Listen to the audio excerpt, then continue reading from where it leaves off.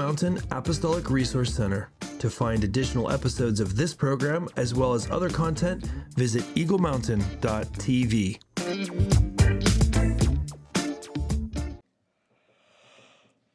First, I'm going to yawn. No yawning. I found the devil. The devil? I found him. Really? Is this him? No. In this wheelchair? No. He's over here in this bucket. I kid you not. There he is. Mr. Sin! Oh my Not goodness. bothering us anymore.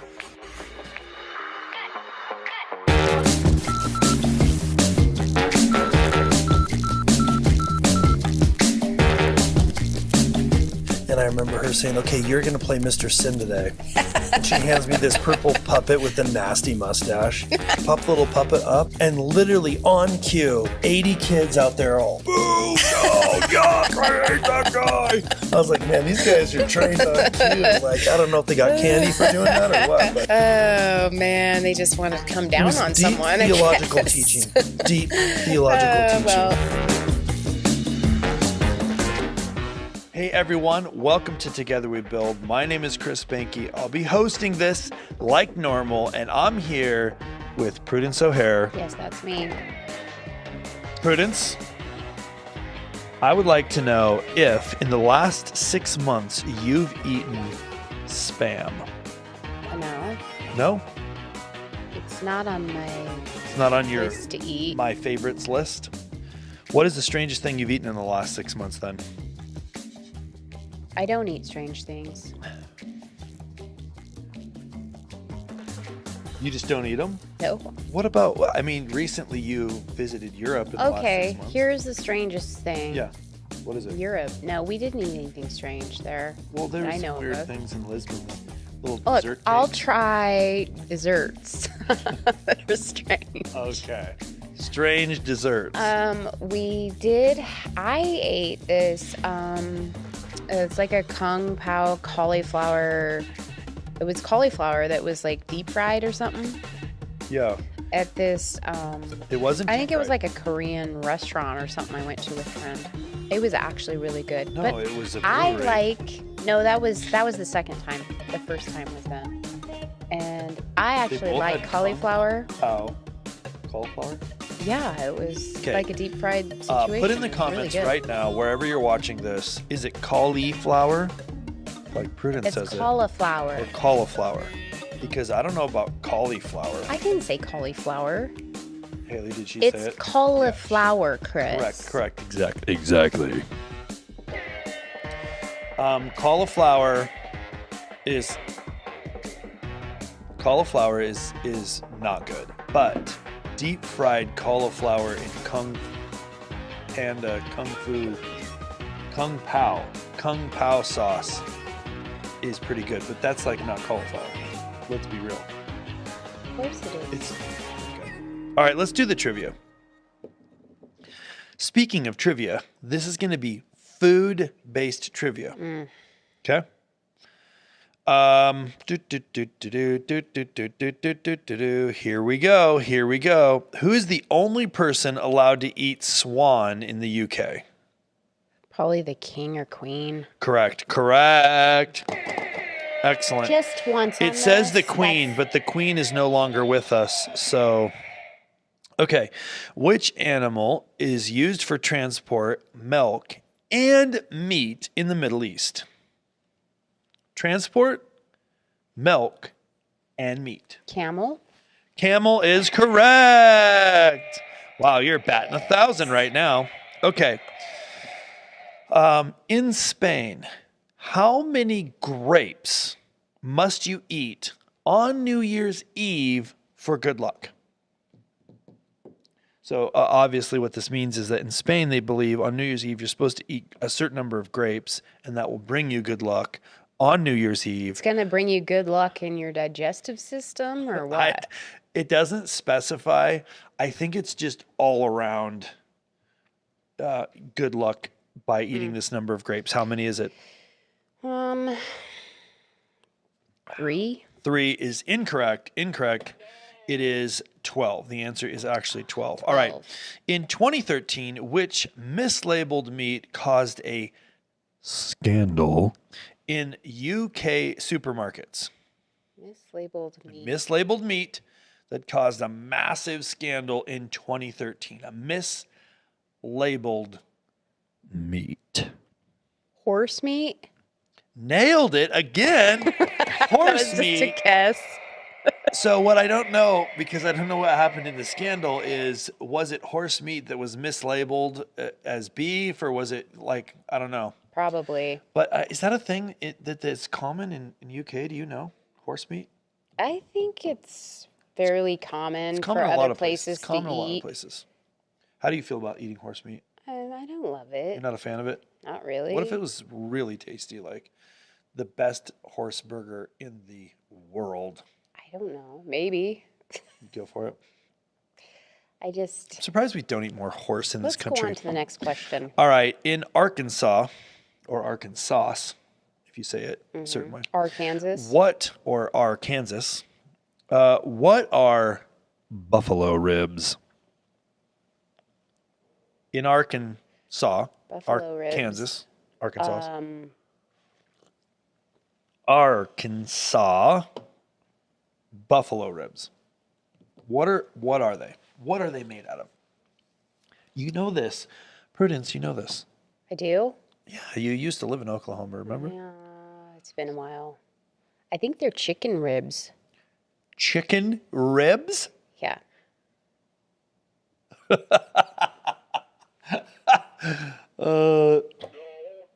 No. Buffalo ribs in Arkansas is fried fish. That sounds ridiculous. I'm not sure if they were don't just remember this. confused or what. Okay, one or two more at the most. Which part of a shark is used in the popular Chinese soup? Which part of a shark? It's got to be like shark fins or something, I think. Nailed it again. There is. Shark. Wait, fin- one no, time no, on no. that. No. One time. Uno. I am the cheer. Not master. dos, not tres. Uno. Okay. Last one. What is the main ingredient in most wasabi products? Jason's getting loud back there. I can hear him Jason, barking the answers out. you're too loud. But you didn't hear him. Did you? What's the main ingredient in most wasabi? Why don't you ask products? Jason? No. He probably knows. He does know because I heard him say the answer. But what is the answer, Prudence?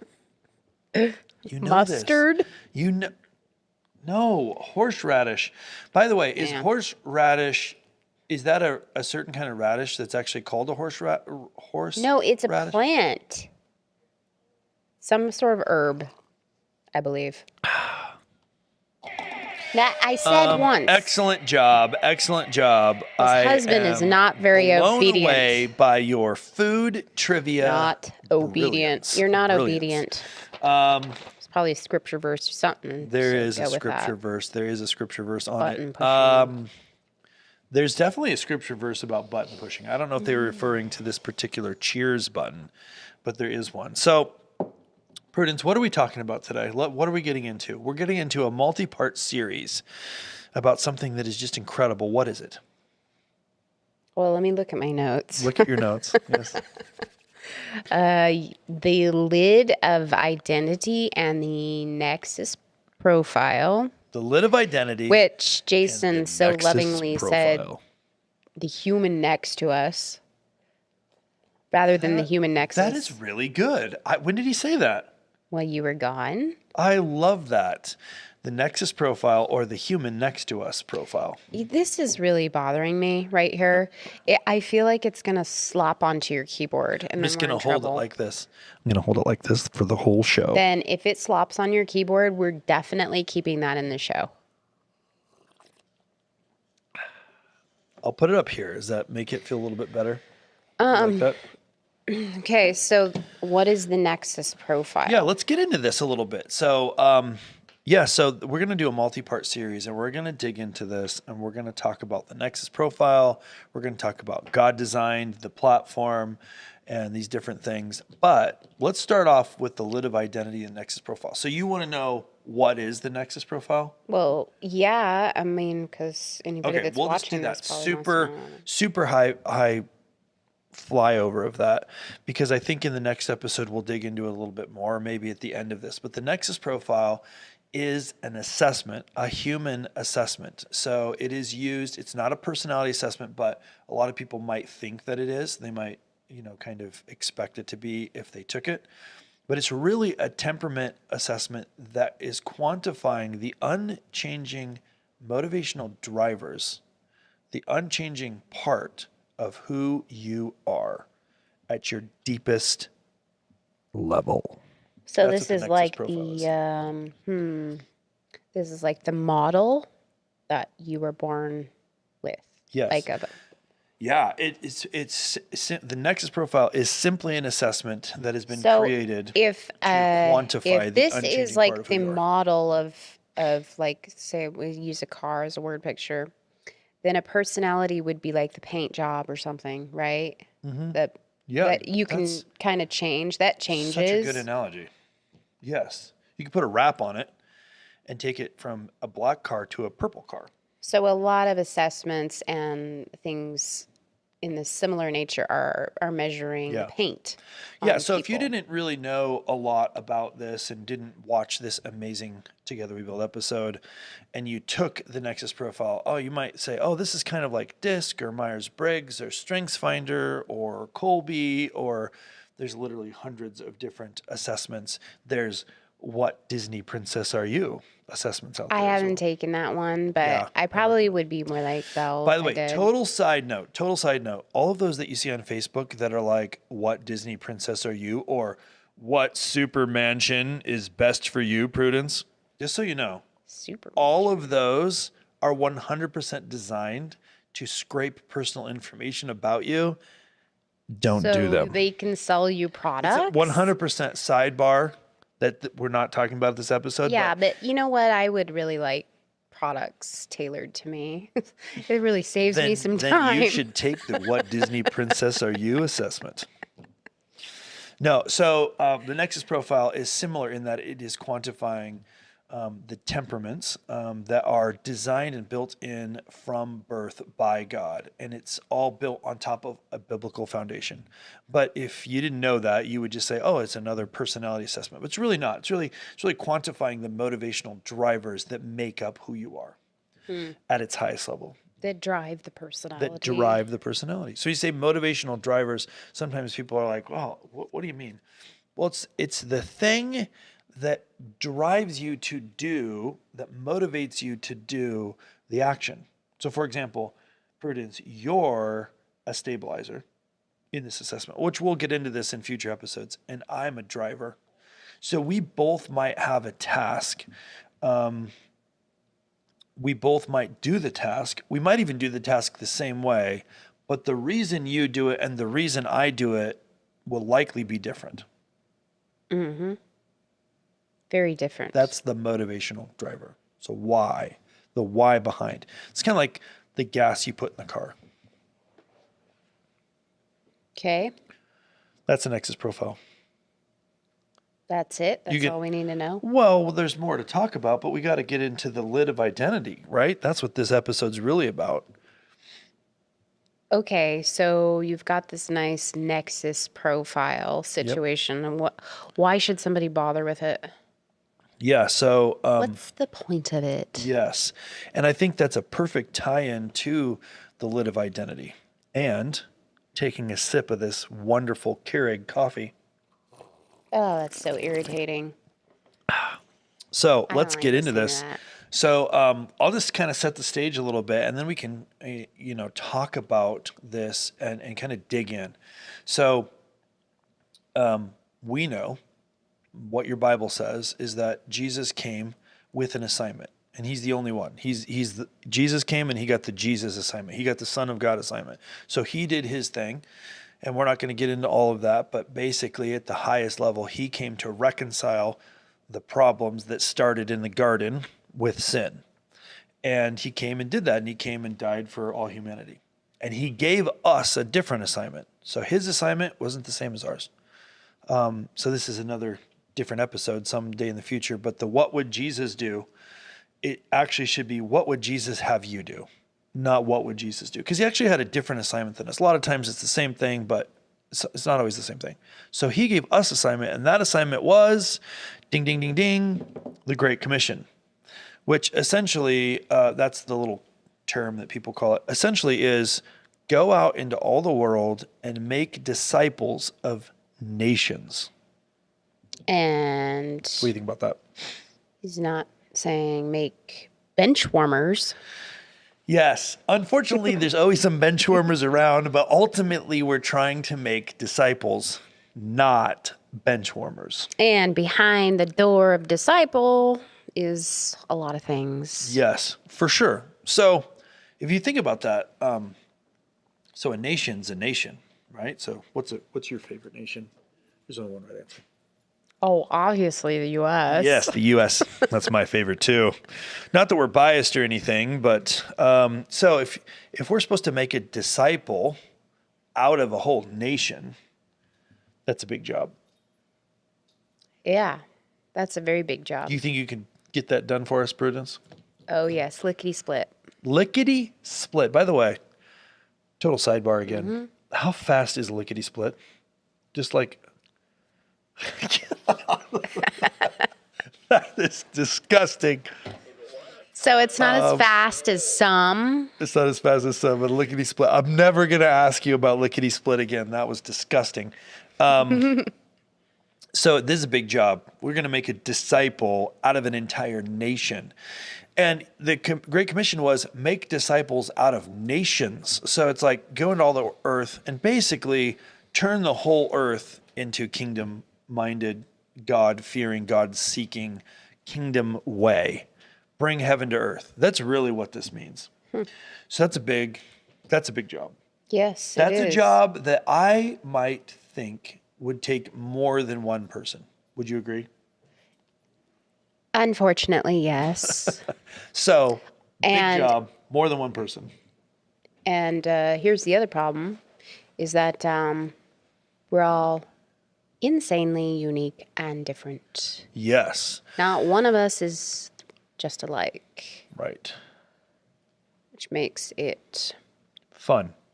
well, or excruciatingly painful. No, fun. I- Not painful, fun. Not painful, fun. So he gives us this assignment, and when I say us, I mean the church. So big C, the church as in Christianity, kingdom-minded believers that are Christ followers. That's who he's given this assignment to. So really that assignment is go to the whole world and convert everybody to Christ's mindset, to Jesus, to help facilitate bringing heaven to earth, making disciples of nations, where an entire nation is itself a disciple. So this takes many people. In fact, I believe that the design of God, his intention and his ultimate desire is that every person he ever creates, actually he created to play a part in that. Now, many don't choose to do that. We get to decide. That's the free will part. But he actually designed it in a way where we're all supposed to play a part. I look at it like a giant, there's roughly 8 billion people alive today, a giant 8 billion puzzle piece puzzle. That's a big one, right? Giant. Yeah. You like puzzles. Well, How about yes, an 8 but billion when all puzzle of piece the puzzle? pieces are like the same color, that's pretty tough. Yes. I don't really love that part. Those are the really challenging ones. But anyways, an 8 billion puzzle piece puzzle, that's the picture of how we all fit together in this story that's unfolding, in this assignment he's given us. He's given us assignment, go make disciples of nations. We all play a part. Now, Prudence, you do like puzzles. I don't really like them. But in either case, how does it feel to complete an entire puzzle only to discover at the end there's 1 or 2 or 3 pieces missing? You like it's that? a bit deflating. It is massively frustrating. I hate it. Haley, how about you? No, she doesn't like it either. No one likes that because we're designed for order. We're designed by God for things to be complete. And when there's a plan, even people that seem like they don't care about the plan, they still care about the plan. Everybody wants to see all the pieces in the puzzle. So if we believe that our job is the Great Commission and we're all supposed to play a part, then we can say to ourselves, hey, every single person before the foundation of the earth was made for a purpose, on purpose. And the purpose is to fit into this plan that God has set forth. The assignment is, if you will, that's how I look at it, is an assignment, and each individual assignment to play a part in that big story. So it's super easy to figure out our parts, isn't it? Yes, it's very easy. Basically, what you do is you get your email client out and you email Jesus@God.us or Jesus@God.heaven, and you just say, "Can you please report back my assignment?" And then, boom, lickety split. Wouldn't it be funny God if we had emails like you. little, like those player pianos, little scrolls that they read? Scroll with the holes in them. Yeah. So what if we all came with like one of those on the back of our necks and you could just like, here's your assignment. Who's you're supposed to be? And then you turn a crank on the side of your head. No. It's always there. It's just like, I don't know. That's how those player Maybe it's not pianos on the work. back of our neck. Maybe it's like on our arms or something. So Well, we do can have read scrolls. We do Just got these scrolls. Yes, I know, but something more tangible. So you're saying you gotta pull out your instruction set. Yeah, for the day? exactly. The things you come up with are super Weird. weird. It would be very convenient, by the way. I do agree. It would be very convenient. I think the Lord wanted us to have more of a challenge. Yes, he did. He wanted.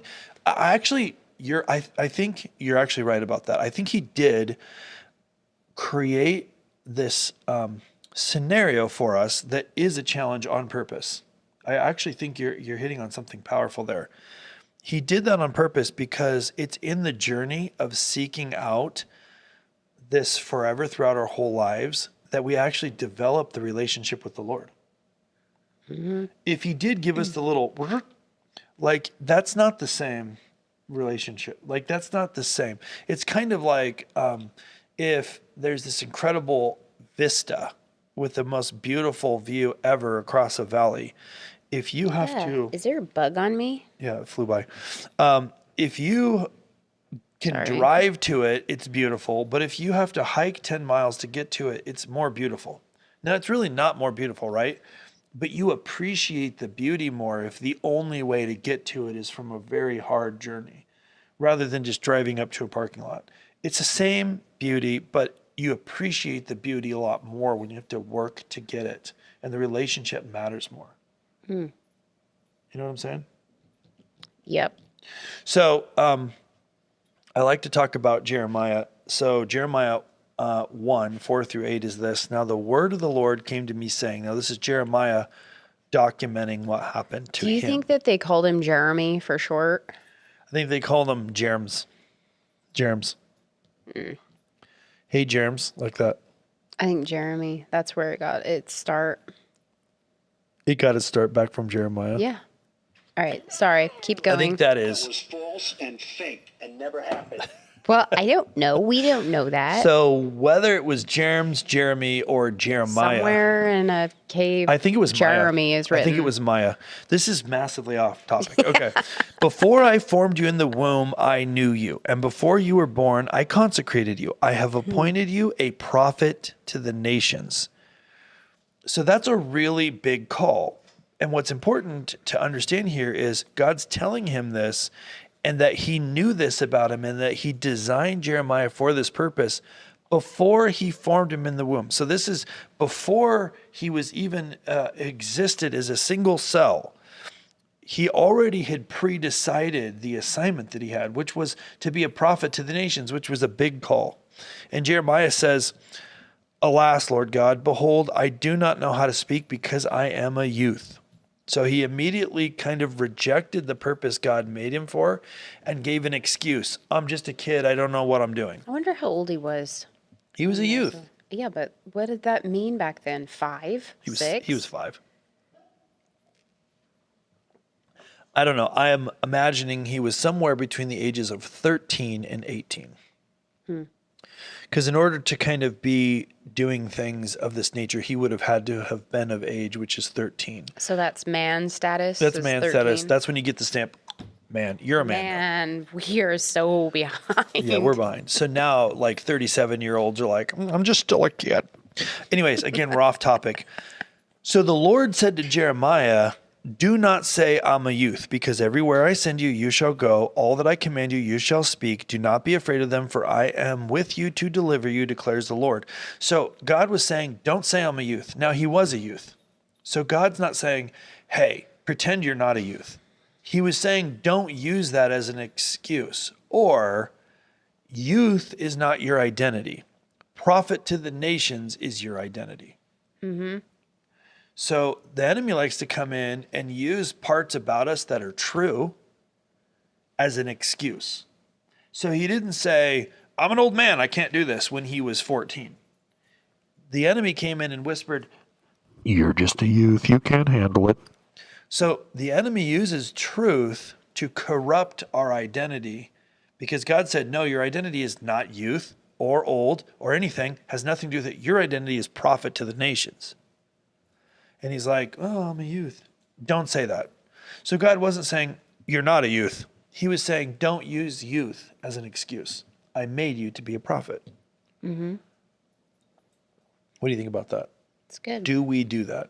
Do we do that with what God tells us? Of course we do. Yes. Of course we do. Yeah. We keep those little Rolodexes full of excuses. Wait, Let me see. So for the younger audience that doesn't even know what a Rolodex is, it was like a card. It's a holder, box. A box. It's a little miniature file. Yes, but the Rolodex kind actually turned, and it would, and you'd Flip. like turn And so it was alphabetical order. Yeah, you'd be like, I'm going to excuses filed under L, to L, and then excuse, leprosy today. proceed. I was wondering where you're going to go with the letter L, and you went to leprosy. That is not good. Leprosy. Well, I'm saying that Yes. could be a real good excuse. Or you flip it to to Y. Youth. I'm just a youth. Or what did Moses do? Orator. I'm not an orator. I don't know if Moses used the word orator, but there's these excuses that we use that God says, no, I made you a certain way. On purpose, before the foundations of the earth, I designed you to fit this puzzle piece, this incredible puzzle piece. This incredible puzzle, you're playing a piece. The story that I've made, you've got a role. So don't blow it by not doing your puzzle piece, right? Don't blow it. Don't blow it. Take the Rolodex, throw it in the trash. Get rid of the excuses. Yeah. So, what do you think about that? Well, let's move on. All right, let's move on.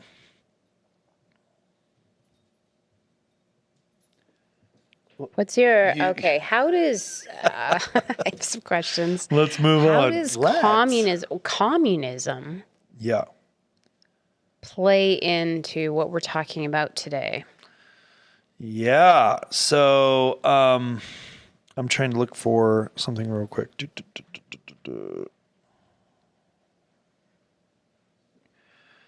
Oh my goodness, where is... He has lost his place in his computer Rolodex. Okay, here we go. Yeah, so communism, that does seem like a weird divergent away from what we're talking about, right? So 175 years ago or so, in 1848, Karl Marx published the Communist Manifesto. And a lot of times when I talk about identity, I start talking about a couple of things that seem like they don't fit.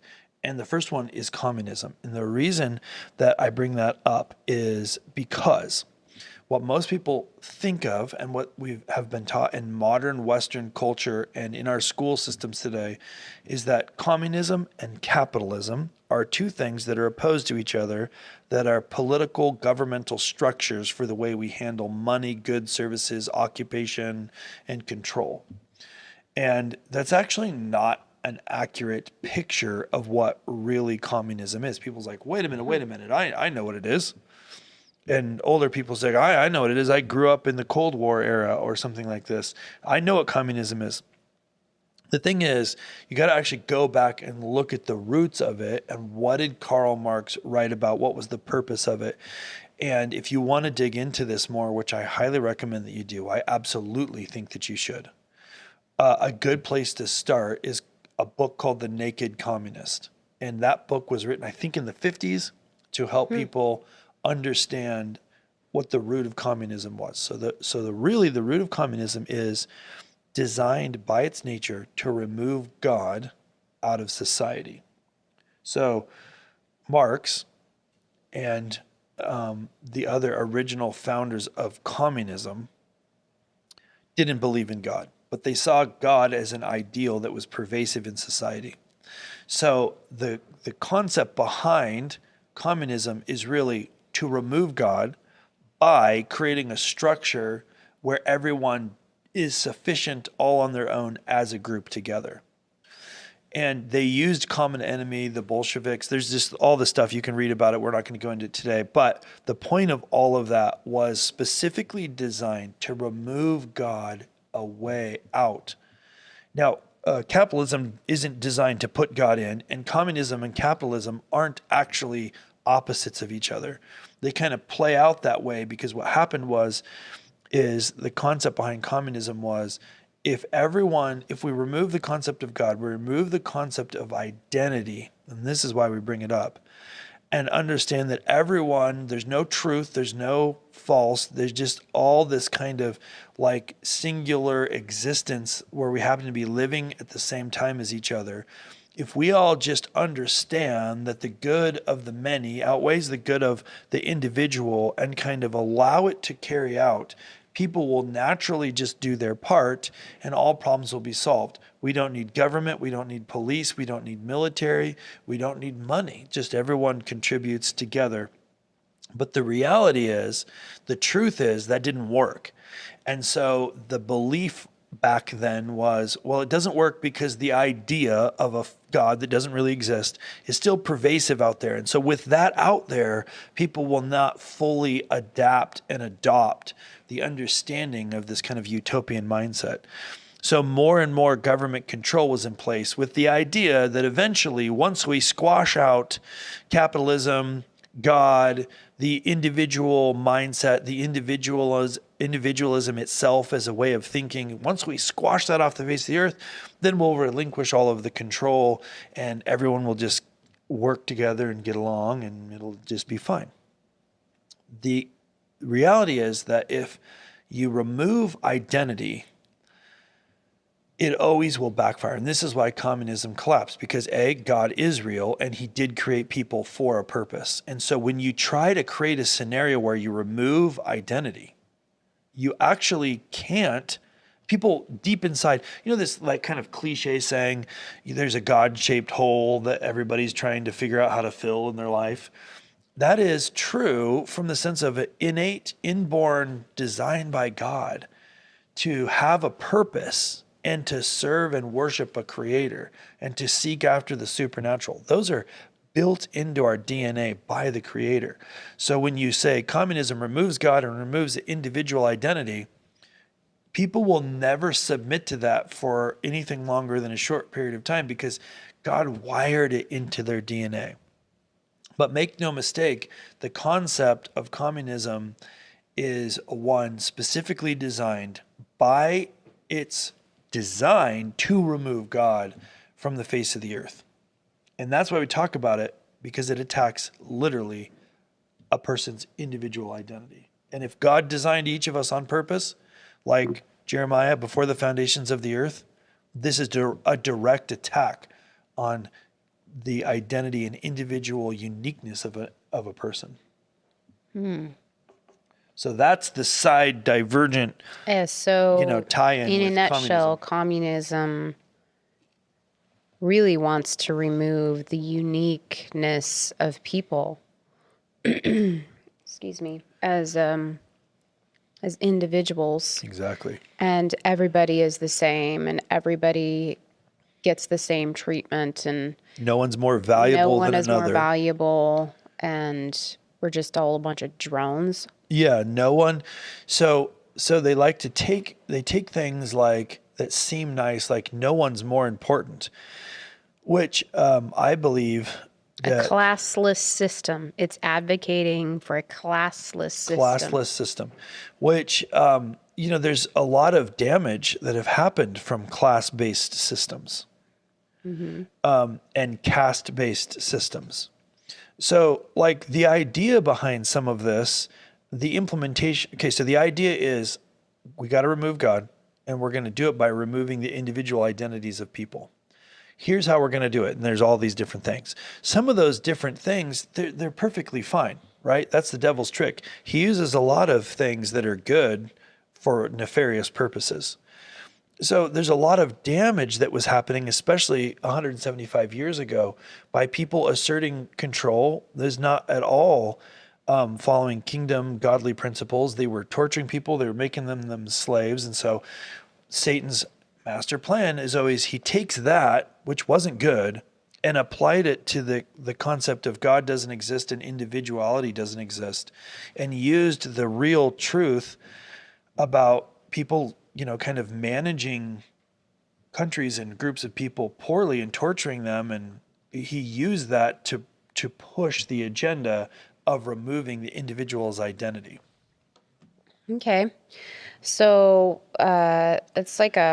it's a lot to cover and think about. But anyways, the book that you're recommending is The Naked Communist. The Naked Communist. To understand a little bit more about that as a whole and how pervasive and how much it's been very much like a cancer in our society, and how it's been affecting us as a people group. So next question, how does evolution come after identity? Yeah, so this is kind of the other kind of surprising sideways in thing that really ties in a lot more than people think. So the thing with communism is it's a disguise, and what we're taught is it's like a way of handling money against capitalism. Truth is actually an attack on identity. The same is true with evolution.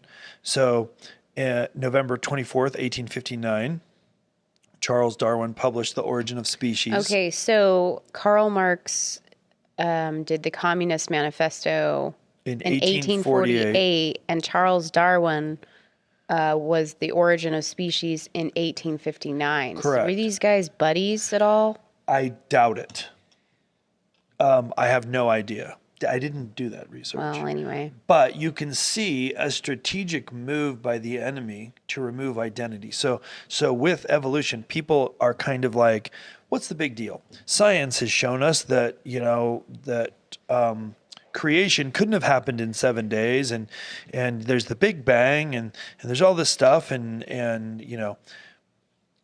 there's Christians that will be swayed easily to say, well, God must have used I believe God used evolution. There's all of these kind of tweaks. No, there's a couple things I would say. First of all, if you're saying that, it's because you have not taken the time to actually educate yourself on science and the Bible, because they actually don't conflict. And what's crazy, especially as we're leapfrogging into things like quantum physics, quantum realm, quantum entanglement, this kind of quantum area, this radically new, barely understood part of science, it's literally continuing to prove all of these things that the Bible's been talking about for 6,000 years in some cases. So the people that sway easily under, well, what about carbon dating? They just have not done research. So go do research. Like, let's be equipped and actually understand the truth about science and the Bible, because they actually don't conflict. That's my little sidebar. So we talk about evolution, go, oh, how does how does that fit in? So God tells us in Scripture, what your Bible says is that God's a God of order and design, and everything has a purpose. He's very orderly and very designed and purposeful. That's the whole, I created you for a purpose, on purpose, before the foundations of the earth. That's purpose. I have a design that started with creation and this kind of 6 days of how I did that. All the way to, you go read in the Old Testament exactly how he wanted the tabernacle set up, and this many feet, and this kind of rope, and this kind of cloth, and this basin filled with this, and this priest had to do that. Like, he's a God of order.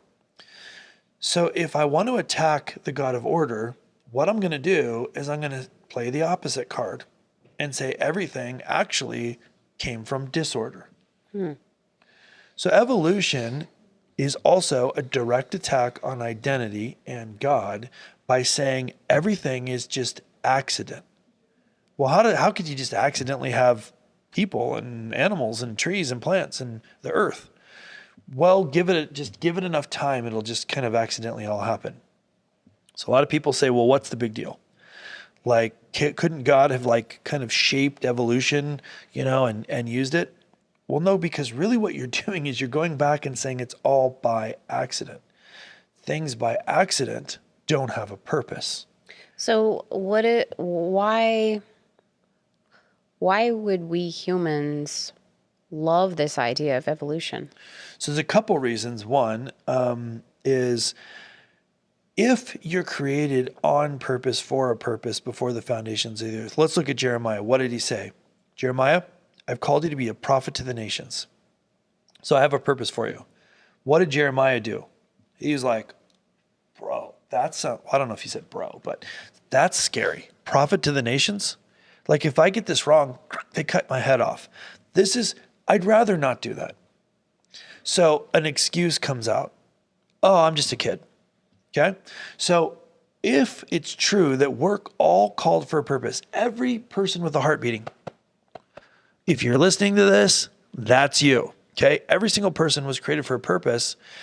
Then we're really called to do something. So you're saying that believing in evolution is an easy way out? It's an easy way out because if you're created for a purpose, you're supposed to be doing something. To be able to just do whatever you want. If you don't want to do something, if you don't want to do that, or if you're afraid to do that, because I think a lot of people, it's not really don't want to do it. It's more like, oh, I'm just kind of afraid of that. The master stroke on getting out of it, the super excuse above all excuses, is that we're all just here by accident anyway. So obviously I don't really have a purpose. Like, it's all just an accident through evolution over millions of years. What purpose is there in that?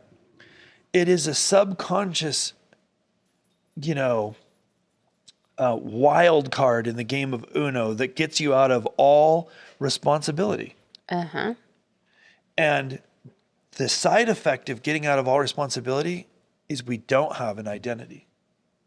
There's no difference between the Queen of England, who recently passed away, and some random person in a tribe somewhere that's untouched by modern technology and doesn't have a writing language. No difference in those people in their call, because it's all accident anyway. No difference in the pine tree or the bug, beetle, and you. Yeah. It's all just accidentally I say here. that there is a huge propensity in humans to not really want to be told what to do by anyone, let alone some being that, we have to work, a lot of us have to work to develop that relationship with. So there's some hurdles there, but I mean, evolution definitely offers a whole life package where you can you are your own God and your own boss and everything else. And the thing about it is, like, it's kind of like you can make it feel real nice, like, well, believing in that, if we accept that as a truth, it kind of removes all other truths. So it just allows you to be you. So if you want to go and, Prudence, write books and play music and create things and beautiful pieces of art, then do it. It doesn't bother me. Go ahead. So it kind of has this, like, by removing truth, it kind of has this thing that has the tricky illusion. It's fake, by the way, that this gives you the freedom actually to serve God even better. I've even heard Christians talk about that. The truth is, though, that underneath that, the cold reality, if evolution was real, which it's not, but if it was, is that it doesn't matter because it's all accident. So yeah, you might like it, that's cool, but actually it doesn't matter. If everything is just by chance, accident, and happened over millions of years just because it accidentally did, it doesn't matter. So you literally remove the purpose out of every single thing that has ever happened. Martin Luther King, civil rights movement, no consequence, who cares? Doesn't matter. People being tortured, raped, murdered, doesn't matter. None of that matters if everything was accidental. That's true. Because where do you develop the moral standard for to base anything on? Right. If there is absolutely no purpose. Yep, it's gone. It's absolutely gone. So this is this kind of, wow, I didn't really see that, but this is the direct attack on identity. So whether you're talking about communism, which is like, no, that's just like, the way governments handle money. No, it's a direct attack on your identity, saying for communism to be successful, you literally have to make everyone not have an identity. For evolution to be true, no one has an identity. So identity is the core in which God relates to us. So he tells us in his scripture that he made each one of us unique on purpose. He thought about it in advance. He didn't accidentally have a few, beautiful hairs left over and make Prudence. Like, he designed her that way on purpose. Yes, sometimes it's hard to understand why God does things, but it doesn't change the reality that he did it on purpose. But if you take that stuff away, suddenly nothing matters. And you can kind of like certain stuff and, well, I really like, caramel ice cream. That's great, but it doesn't actually have a consequence on the earth. What do you think about all that, Prudence? Yeah, these guys, this was a theory too, right? You mean evolution? Yeah, he actually wrote this as a theory, and theories, they're just really ideas that aren't proved. Yes. So how crazy is it that people took that and ran with it at such a high speed? Yes. Now they're like, finally, and a reason to.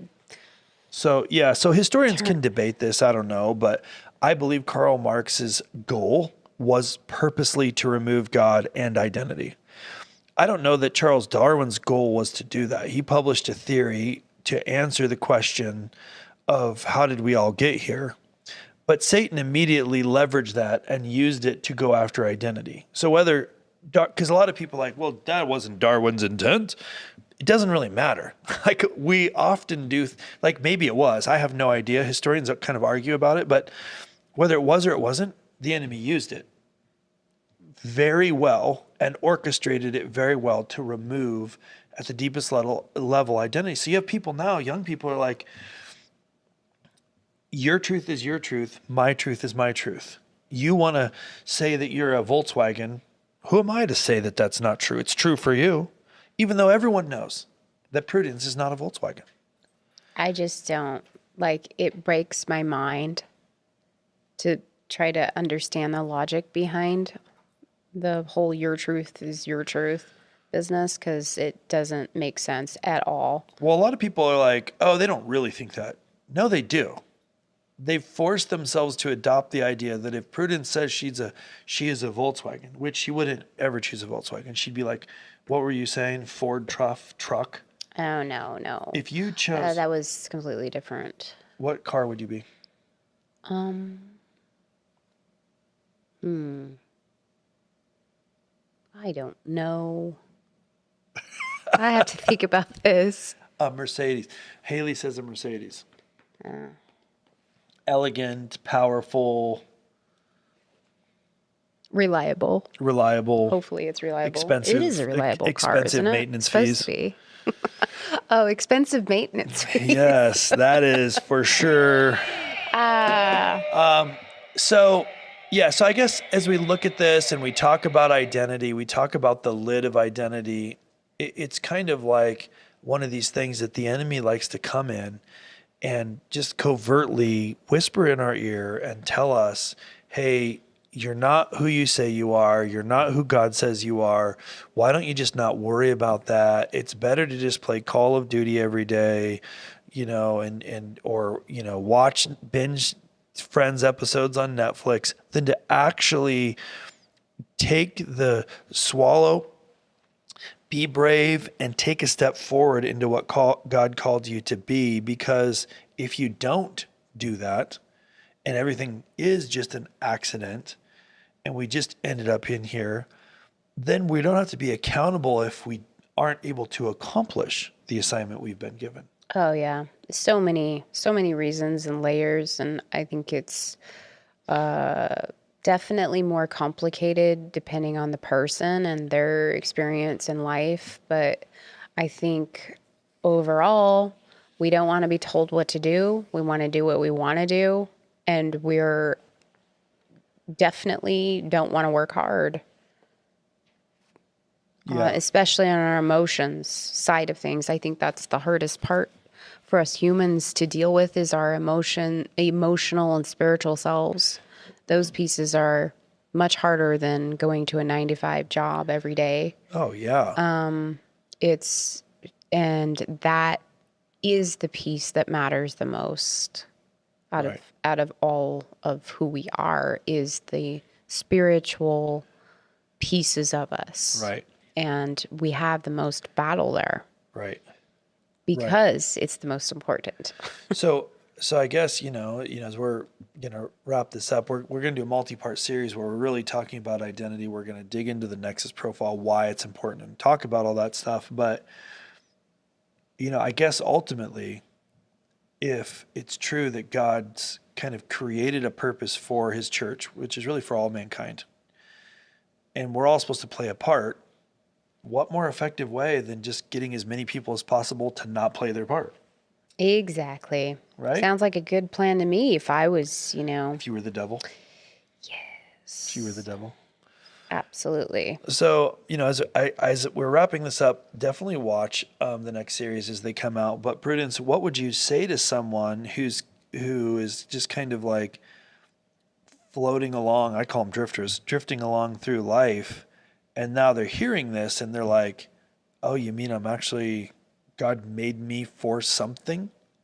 What would you say to them? Like, what should they do? Well, I would say that it's probably several somethings. It's not, most of us have several different things happening and things that we signed up to do and have been designed to do. So I think that kind of alleviates some concern when we're thinking, oh, there's just one thing. Right, But I think that there's That's so good. That's so many true. things that we're all supposed to be doing. But I think I would probably ask myself, and there's this phrase in the movie. I think it's called "As Good as It Gets" with Jack Nicholson or something in it. But that's the title of the movie. But within the movie, he actually poses the question. Sometimes I wonder, is this as good as it gets? And I think that is a huge question that many of us human beings actually ask all the time. Mm-hmm. And the answer is no. It's not as good as it gets. Yeah. So how do you that's so how good. do you move past that? Yeah. That's so good because, man, I really like that because if we're called to bring heaven to earth, then there is never a time where it's as good as it gets. No, it's not.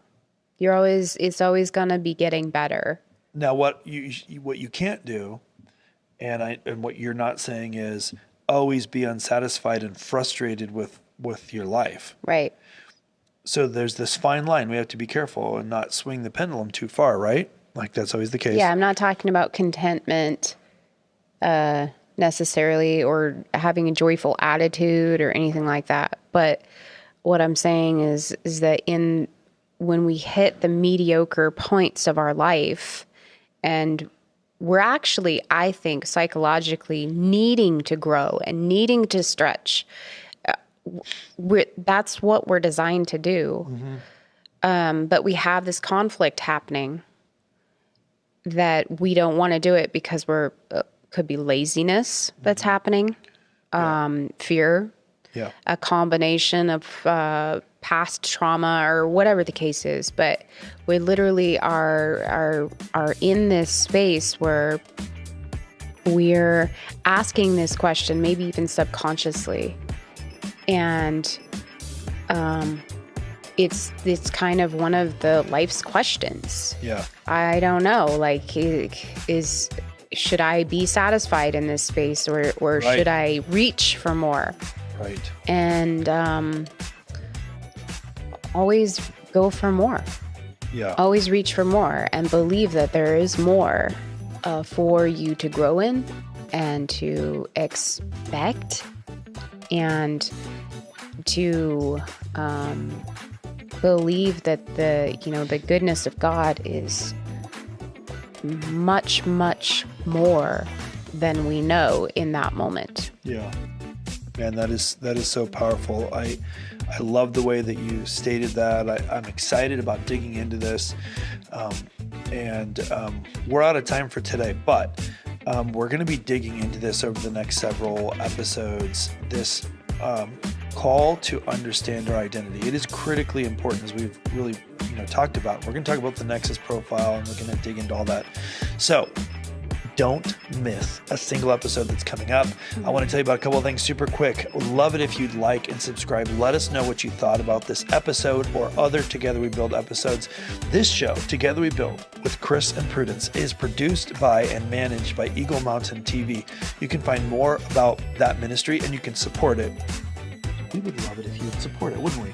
We would. In fact, you should support it. So you can go over to eaglemountain.global, click on the give button, and you can support this ministry. You can also click on the TV button, find other amazing programs. There's really awesome programs there from all kinds of amazing people that really dig into super important, relevant stuff. So go over there to eaglemountain.global, click the TV button, and then you can find these other programs as well as all of the episodes for Together We Build.